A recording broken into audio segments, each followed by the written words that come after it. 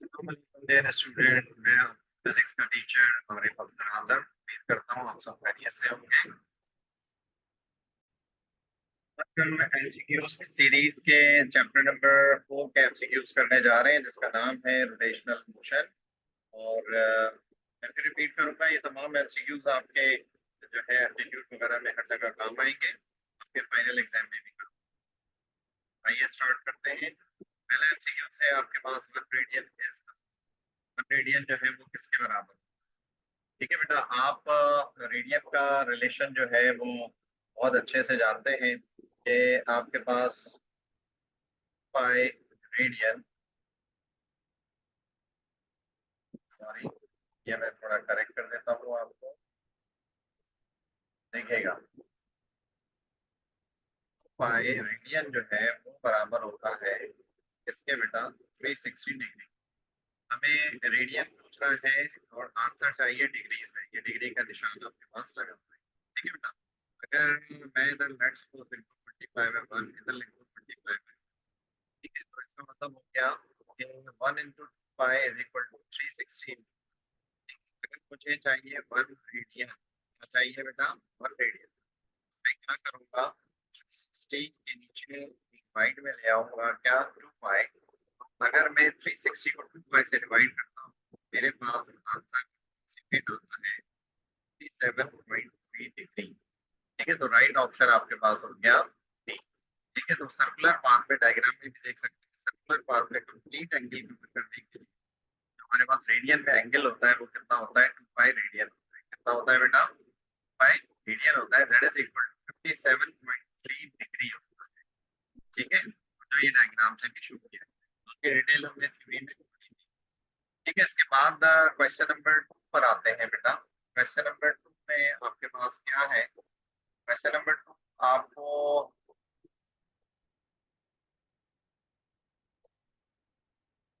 कहता है कि wheel turns with the constant angular speed, then अगर व्हील जो है वो टर्न करता है किससे बेटा कांस्टेंट एंगुलर स्पीड से, तो क्या होगा आपके पास।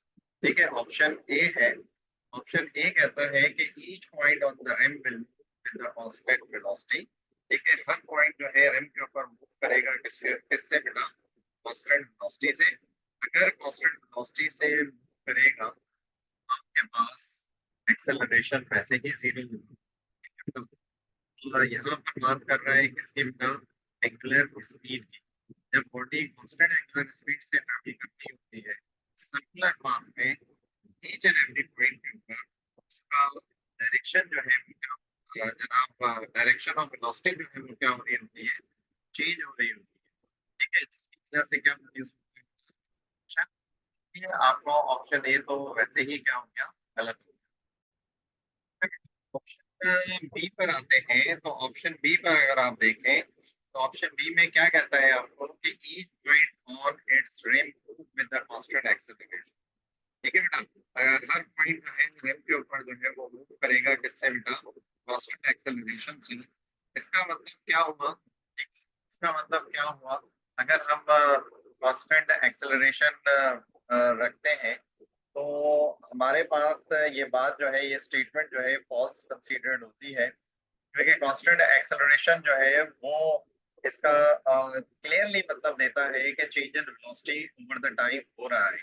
बट यहाँ पर हमें क्वेश्चन के अंदर क्लियर मेंशन किया हुआ है कि कांस्टेंट एंगुलर स्पीड है। जब कांस्टेंट एंगुलर स्पीड होगी तो आपके पास जनाब स्पीड में चेंज नहीं होगा, तो एक्सेलरेशन भी आपके पास कांस्टेंट नहीं रहेगा। ठीक है बेटा, सी ऑप्शन, इस सी ऑप्शन में आपको कह रहे हैं कि जब जनाब क्या कहता है the wheel runs through the through equal angle in equal interval of time. ठीक है, तो ये स्टेटमेंट जो है यहाँ पर बिल्कुल राइट है, क्योंकि जब कांस्टेंट एंगुलर स्पीड से बॉडी मूव कर रही होती है इसका मतलब कि बॉडी रोटेट कर रही है जनाब स्टेडी रेट से, और ये इक्वल एंगल ट्रेवल करेगी इक्वल इंटरवल ऑफ टाइम के अंदर। हेंस ऑप्शन सी जो है आपका क्या हो जाएगा करेक्ट हो जाएगा। बट इसके साथ साथ अगर हम देखें the angle through which the wheel turns in each second, ठीक है, ये जनाब जो एंगल है हर सेकंड के अंदर जो है वो टर्न करता है increases as time goes on. ठीक है, वो इंक्रीज करेगा जैसे जैसे टाइम जो है वो क्या होगा, बढ़ेगा। तो ये स्टेटमेंट भी बेटा फॉल्स है, क्योंकि एंगुलर स्पीड जो है हमारे पास कांस्टेंट है। जब व्हील टर्न करेगा constant angle equal interval of time में करेगी, और इसका मतलब एक्सेलरेशन जो है वो नहीं होगा, नहीं इंक्रीज होगा। ठीक है, तो ऑप्शन ई भी जो है इसी की कड़ी है, the angle which wheel runs in each second decreases as time moves on। तो ये दोनों ऑप्शन भी क्या हो जाएंगे, गलत हो जाएंगे। ज्यादा हमारे पास जो करेक्ट ऑप्शन होगा बेटा क्या होगा, ऑप्शन सी। ठीक है, आइए नेक्स्ट क्वेश्चन चलते हैं। क्या कहता है नेक्स्ट क्वेश्चन, आप नेक्स्ट क्वेश्चन कहता है the rotational inertia of a wheel about its axis. ठीक है, जो रोटेशनल इनर्शिया है व्हील का, तो about its own axis axle does not depend upon.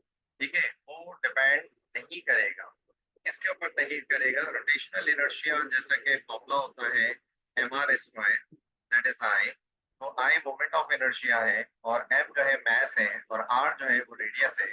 और आपको पता है कि रेडियस जो है वो हाफ ऑफ द डायमीटर होता है। तो डायमीटर पर भी डिपेंड कर रहा है, मास पे भी डिपेंड कर रहा है, डिस्ट्रीब्यूशन ऑफ मास पे भी डिपेंड कर रहा है। यहाँ पर अगर फॉर्मूले में I is equal M are square में अगर आप देखें नहीं है, तो वो क्या नहीं है, स्पीड ऑफ रोटेशन नहीं है। इट मींस दैट हमारा जो करेक्ट ऑप्शन आ रहा है वो क्या आ रहा है, स्पीड ऑफ रोटेशन। इसमें डिपेंड नहीं करेगा, डज नॉट लिखा हुआ है इस हमारे स्टूडेंट है, इसको जल्दबाजी में पढ़ लेंगे, डिपेंड आदत है राइट वे में जाने की, रॉन्ग वे में राइट आंसर पूछा जाए तो मिस्टेक कर दें। ठीक है बेटा, इसलिए ध्यान से आपने क्वेश्चन पढ़ना है। क्वेश्चन नंबर 4 है बेटा, देखिएगा क्वेश्चन नंबर 4 क्या कहता है, a force with and given magnitude is to be applied to a wheel। जो फोर्स अप्लाई की गई व्हील के ऊपर, the torque can be maximized by, ये टॉर्क जो है वो मैक्सिमम होगा, किसका मैक्सिमम होगा, applying force near the axle, अगर एक्सेल के करीब जो है अप्लाइंग फोर्स हो, radially outward from the axle, this is wrong. ठीक है बेटा, हम इस एमसीक्यूज को थोड़ा जल्दी से जनाब समझते हैं इस डायग्राम से। अगर आप देखें जनाब, एक ऐसा पॉइंट जो सर्किल के जनाब वो पॉइंट जो सर्किल के किसी भी पॉइंट को टच कर रहा हो, या ऐसी लाइन जो सर्किल के किसी भी पॉइंट को टच कर रही है, तो पर्टिकुलर हो रेडियस के ऊपर, पर्टिकुलर हो किसके ऊपर, रेडियस के ऊपर, वो लाइन जो है वो टेंजेंट लाइन कहलाती है। हम हमेशा फोर्स जो अप्लाई करते हैं वो टेंजेंशियल फोर्स अप्लाई करते हैं, जो रेडियल पाथ के ऊपर परपेंडिकुलर। ठीक है, जब टेंजेंशियल फोर्स अप्लाई करेंगे तो हमारा टॉर्क जो है वो मैक्सिमम। ठीक है, अब आप देख लें ऑप्शन बी में, applying the force near the tip radially outward. ठीक है, ये भी ऑप्शन आपका गलत हो गया, applying the force near the axle tangent हो, ये भी हमारे पास क्या हो गया, गलत हो गया, applying the force at the tip. ठीक है, रिम के ऊपर आपने फोर्स लगानी है, टेंजेंट टू द रिम, लेकिन वो क्या होनी चाहिए, टेंजेंट टेंजेंशियली अप्लाई होनी चाहिए किसके ऊपर, रिम के ऊपर। ठीक है बेटा, नेक्स्ट हमारा क्वेश्चन है ऑब्जेक्ट फिक्स एक्सिस। ठीक है, ऑब्जेक्ट जो है वो रोटेट करता है कहाँ पर बेटा, अपने फिक्स एक्सिस पर। It's I is the rotational inertia, I जो है वो हमारे पास क्या है, रोटेशनल इनर्शिया है। आई जो है वो हमारा रोटेशनल इनर्शिया है, और अल्फा जो है हमारा एंगुलर एक्सेलरेशन है। ठीक है बेटा, तो अल्फा एंगुलर एक्सेलरेशन कहलाता है, आई जो है रोटेशनल इनर्शिया कहलाता है। ठीक है, तो उसके बाद जो है अगर आप देखें तो वो पूछना चाह रहा है कि जनाब ये डेफिनेशन किसकी बनेगी। अच्छा, देखने को पहला ही ऑप्शन हमें आंसर में नजर आ रहा है, बट यहाँ पर मैं आपको क्लियर कर दूं। देखिएगा टॉर्क बराबर होता है किसके, आर क्रॉस एफ के। जो अब इसको जरा मैं ओपन करके लिखूं, एफ की जगह मैं लिखूं अगर एम ए, और ये आर वैसे ही आ गया। और लीनियर और एंगुलर एक्सेलरेशन का रिलेशन निकालूं तो ए बराबर होता है किसके बेटा, आर अल्फा के, और ये आर वैसे ही आ गया। आर इंटू आर जो है वो किसके बराबर हो गया आपके पास, आर स्क्वायर के, और ये एम वैसे ही आ गया। ठीक है, ये हो गया एम आर स्क्वायर, और ये क्या हो गया अल्फा। एम आर स्क्वायर जो है वो आपके पास रोटेशनल इनर्शिया होता है आपके पास। ठीक है, और अल्फा आपके पास वैसे ही आ गया। I is the moment of inertia, और या रोटेशनल इनर्शिया, और alpha is the angular acceleration. तो आई अल्फा मैथमेटिकली हमें ये आंसर टॉप नजर आ रहा है, but this is not like that, हमारे पास ये इस तरह नहीं है। ठीक है, हमारा जनाब, अगर हम फॉर्मूले को देखें, F is equal to M a, और देखें टॉ इज इक्वल टू क्या बेटा, आर एल्फा। एफ जो है वो एनालॉगस है किसका बेटा, टॉर्क का। एम जो है वो मैस है, ठीक है बेटा, sorry this is I alpha. ठीक है, एम जो है वो मैस है, और मैस जो है वो डिपेंड, इनर्शिया जो है वो डिपेंड करता है किसके ऊपर, मैस के ऊपर। Greater the mass greater will be the inertia. ठीक है, और ए जो है लीनियर एक्सेलरेशन है, और अल्फा जो है वो क्या है बेटा, एंगुलर एक्सेलरेशन है। तो ये इक्वेशन कंप्लीटली कंबाइंड या कंपाइल कर रही है किसको बेटा, ये अपना इमेज दे दी है किसका बेटा, tau is equal to I alpha का। तो हेंस ये जो आपके पास बात की गई है क्वेश्चन के अंदर, वो शेडो है किसका बेटा, यह फॉलो कर रहा है किसको बेटा, directly Newton second law of motion. किसको फॉलो कर रहा है, Newton second law of motion को। तो आपके पास जनाब ऑप्शन ए, ऑप्शन बी और ऑप्शन सी, ये तीनों ऑप्शन जो है वो क्या हो जाएंगे, गलत हो जाएंगे। Is the definition of rotational inertia, नहीं जी, क्योंकि रोटेशनल इनर्शिया बी ऑप्शन इसलिए नहीं है कि वो बराबर होता है एम आर स्क्वायर के। ठीक है, the definition of the angular acceleration, नहीं जी, एंगुलर एक्सेलरेशन में रिलेशन होता है A is equal to R alpha, वो लीनियर एक्सेलरेशन और एंगुलर एक्सेलरेशन का रिलेशन होता है। जबकि क्वेश्चन में हमारे पास आई और अल्फा के रिलेशन की बात की गई है, जो कंप्लीटली एनालॉगस है किसके बेटा, F is equal to M A, जो एनालॉगस है किसके, टॉ is equal to I alpha के। ठीक है, तो हमारे पास option D is the right option. ठीक है, अच्छा इसके बाद जो है बेटा क्वेश्चन नंबर 6 है। क्वेश्चन नंबर 6 को अंडरस्टैंड करते हैं। क्वेश्चन नंबर 6 कहता है एंगुलर मोमेंटम। एंगुलर मोमेंटम को हम एल से डिनोट करते हैं, जो आपके पास बराबर होता है आर पी साइन थीटा। अगर वेक्टोरियल फॉर्म देखनी है आपने, तो आर क्रॉस पी होता है एंगुलर मोमेंटम। ठीक है बेटा, अच्छा इसी तरह आपके पास क्या कहता है, of the earth about its rotation axis due to its rotation. याद रखिएगा, आर और पी, आर और पी, अगर आर एक्स एक्सिस में, पी वाई एक्सिस में है, तो याद रखिएगा angular rotation, angular third axis यानी सी एक्सिस में। ठीक है बेटा, आर अगर एक्स एक्सिस में, पी जो है परपेंडिकुलर है आर के ऊपर वाई एक्सिस में, ये तीन एक्सिस है एक्स वाई जेड। पी से भी दो एक्सिस पे आर और पी मौजूद है, तो थर्ड एक्सिस में हमेशा सी मौजूद होगा, या थर्ड एक्सिस में हमेशा अंडर, कुछ भी हो सकता है। वाई जेड में अगर बॉडी रोटेट कर रही है तो एक्स एक्सिस में एंगुलर मोमेंटम। अच्छा, अब हमारे अर्थ की रोटेशन जो है वो इक्वेटोरियल पॉइंट की तरफ होती है, यानी इस तरह रोटेट करती है। तो ये जो हमारा अगर आप देखें, ये जो पॉइंट है ईस्ट है, ये वेस्ट है, ये क्या है नॉर्थ है, ये क्या है साउथ है। हमारी अर्थ जो है वो एक्चुअली किसके गिर्द रोटेट कर रही है बेटा, जनाब नॉर्थ की डायरेक्शन में जो है वो क्या कर रही है, रोटेट कर रही है। ठीक है, तो जनाब इसकी डायरेक्शन क्या हो जाएगी, वर्ड्स नॉर्थ हो जाएगी। वर्ड्स क्या हो जाएगी बेटा, नॉर्थ हो जाएगी।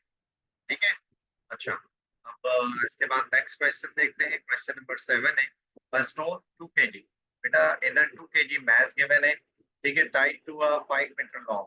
ये आपके पास r given है, string swing around the circle at angular velocity, ये आपको ओमेगा given है बेटा। ठीक है, द नेट टॉर्क हमने क्या मालूम करना है, टॉर्क मालूम करना है आपका स्टोन। यहाँ से क्वेश्चन क्वेस्ट कर रहा है, जरा अंडरस्टैंड कीजिएगा, about the centre, about the centre. जब बेटा सेंटर पे मौजूद है, ठीक है, अबाउट द सेंटर की बात हो रही है, ठीक है, जब हम सेंटर की ही बात कर रहे हैं, तो एट द सेंटर जो है वो टॉर्क क्या होता है हमारे पास, जीरो। टॉर्क क्या होता है, जीरो होता है ऑफ इट सर्कल। ठीक है, तो सर्कुलर पाथ का टॉर्क क्या होगा, जीरो होगा। हेंस पहला ही ऑप्शन जो है आपके पास क्या है, वो जीरो न्यूटन मीटर है। दूसरा ऑप्शन 6 न्यूटन मीटर है। तीसरा ऑप्शन 12 न्यूटन मीटर है। चौथा option 72 newton metre. Right option क्या हुआ आपके पास, जीरो न्यूटन मीटर। जो है एक छोटी सी मैथमेटिकल एक्सप्रेशन से समझते हैं। अभी अभी हमने देखा कि टॉ बराबर होता है किसके बेटा, आई अल्फा के। ठीक है, टॉर्क जो है वो रोटेशन में आपके पास एग्जिस्ट करता है। जब रोटेशन में एग्जिस्ट करता है तो ये रोटेशनल एक्सेलरेशन भी प्रोड्यूस करेगा, दैट इज एंगुलर एक्सेलरेशन। ठीक है, अगर हमारे पास ओमेगा जो है, लेट सपोज यहाँ पर हम सेंटर पाथ की बात कर रहे हैं, ठीक है, एंगुलर वेलोसिटी की बात कर रहे हैं। ठीक है, अगर एंगुलर वेलोसिटी यहाँ पर कांस्टेंट है हमारे पास, ठीक है, तो अल्फा भी क्या होगा आपके पास, 0 होगा, तो टॉर्क भी क्या होगा बेटा, 0 हो जाएगा। ठीक है, तो इसी तरह ये जो टॉर्क की इक्वेशन थी वो किससे आई थी, F is equal to ma से आई। आखिरी बात बेटा इसमें मैं कर दूं कि जैसा कि इसमें कहा गया है कि नेट टॉर्क की बात की गई है, तो टॉर्क आर एफ है, और नेट वर्क डन की बात करें तो वो भी आपके पास जो है एफ इंटू एस होता है। नेट वर्क डन जैसे अराउंड द सर्कुलर पास 0 होता है, वैसे ही टॉर्क भी आपके पास क्या होगा, 0 होगा। और इसका मैथमेटिकल भी रिलेशन बता दिया, अदर एमसीक्यू रिलेशन भी मैंने आपको बता दिया। ठीक है, तो आगे देखिएगा, नेक्स्ट आपके पास है बेटा question 8, a man with his arm at his sides spinning on the light frictionless turntable when he extend his arms. ठीक है बेटा, जब वो अपने आर्म्स को क्या करेगा, एक्सटेंड करेगा, तो क्या होता है, अगर हम जनाब पर्सन की बात करें, अब कोई पर्सन जो है अपने आर्म जो है वो क्लोज करके ट्रेड कर रहा है, तो उसकी स्पीड जो है वो क्या होगी, ज्यादा होगी। ठीक है बेटा, अगर कोई पर्सन जो है अपने आर्म जो है वो ओपन करके कर रहा है, ओपन आर्म्स किए में है, तो उसकी स्पीड जो है वो क्या होगी, कम होगी। ठीक है बेटा, उसकी स्पीड जो है वो क्या होगी, कम होगी। और दूसरी बात, रोटेशनल इनर्शिया जो है वो किसके बराबर होता है, mr स्क्वायर। आर्म्स ओपन होंगे तो आर ज्यादा होगा, ठीक है, और आर्म्स क्लोज होंगे तो आर क्या होगा, कम होगा। जब आर ज्यादा होगा तो आई भी क्या होगा, ज्यादा। ये बात आप इनिशियली समझ लें तो क्वेश्चन बाकी मजीद ऑप्शन समझने में आसानी। इज एंगुलर वेलोसिटी इंक्रीजेस, अगर आर्म्स ओपन होंगे तो एंगुलर वेलोसिटी इंक्रीज नहीं डिक्रीज होगी। B option is angular velocity remain same, तो ये भी बात गलत है, ये दोनों कंडीशन में एंगुलर वेलोसिटी सेम नहीं है। ठीक है, आर्म्स क्लोज है तो आपने देखा कि एंगुलर वेलोसिटी ज्यादा थी, आर्म्स ओपन है तो एंगुलर वेलोसिटी क्या है, कम है। इज रोटेशनल इनर्शिया डिक्रीजेस, तो आपने इस ऑप्शन से देखा आई बढ़ेगा जब आर क्या होगा, बढ़ेगा, तो ये ऑप्शन भी क्या हो गया, गलत हो। तो एक ही ऑप्शन बचा, is angular momentum remain same, of course in the absence of external torque की एब्सेंस में एंगुलर मोमेंटम क्या रहता है, मतलब सेम रहता है। तो ऑप्शन डी जो है यहाँ पर क्या हो जाता है, करेक्ट हो जाता है। उम्मीद कर रहा हूँ आप समझ रहे होंगे। आगे देखते हैं इस क्वेश्चन नंबर 9 को। क्वेश्चन नंबर 9 में क्या कहता है, space station revolves around the earth as a satellites 100 kilometre above the earth. ठीक है, अगर सैटेलाइट कहाँ पर हो बेटा, 100 किलोमीटर हो, कहाँ पर, अबव दी अर्थ हो। ठीक है, और उसके बाद कहता है earth surface what is the net force. ठीक है, हमने क्या मालूम करनी है, नेट फोर्स मालूम करनी है। अब सिचुएशन कब कब मालूम करनी है, किस पर मालूम करनी है, ऑन एन एस्ट्रोनॉट्स, एस्ट्रोनॉट्स पे मालूम करनी है, जब वो रेस्ट में हो, कहाँ पर, इनसाइड द स्पेस स्टेशन, जब वो स्पेस स्टेशन के अंदर जो है इसमें हो, रेस्ट में हो। याद रखिएगा, अगर एस्ट्रोनॉट जो है स्पेस स्टेशन में रेस्ट में है, तो जैसे हम अर्थ पर रहते हुए रेस्ट में है, अपनी जगह पर बैठे हुए रेस्ट में रहते हैं, वैसे ही स्पेस स्टेशन में मौजूद एस्ट्रोनॉट्स भी फीलिंग कर रहा होता है। ये जब ही होता है जब आपके पास वेटलेसनेस की कंडीशन, और जब वेटलेसनेस की कंडीशन हो तो हमें जो है वो जीरो वेट फील। ठीक है बेटा, तो अब आप देखें इसमें एक ही ऑप्शन है, इक्वल टू वेट, पॉसिबल नहीं है। वेट, ये भी पॉसिबल नहीं है। Less than half her weight on earth, ये भी पॉसिबल नहीं है। जीरो, तो वेटलेसनेस का मतलब वो अपना वेट जो है क्या फील कर रहा होता है, जीरो फील कर रहा होता है। That is the reason option D is. ठीक है, क्वेश्चन, लास्ट क्वेश्चन, क्वेश्चन 10 देखें क्या कहता है। ये डेफिनेशन है बेटा, थ्योरी में हमने पढ़ी थी, if the external torque acting on a body is zero, क्या हमने पढ़ा था, जनाब टॉर्क जो है वो बराबर होता है D L upon D L over D T. ठीक है, D L over D T. ठीक है, rate of change of angular momentum जो है वो टॉर्क। अगर एक्सटर्नल टॉर्क जीरो हो, अगर एक्सटर्नल टॉर्क जीरो हो तो एंगुलर मोमेंटम जो है वो क्या होता है, कांस्टेंट होता है। एंगुलर मोमेंटम क्या होता है, कांस्टेंट होता है। तो बहुत क्लियर ऑप्शन इधर मौजूद है, angular momentum is conserved. Angular momentum क्या होगा, कंजर्व होगा। बाकी तीन ऑप्शन क्या हो जाएंगे, गलत हो जाएंगे। डायरेक्टली ये एक डेफिनेशन थी। मैं उम्मीद करता हूँ आपने अंडरस्टैंड किया होगा बेस्टली। इंशाल्लाह नेक्स्ट वीडियो में हम मिलेंगे, तो याद रखिएगा। Take care.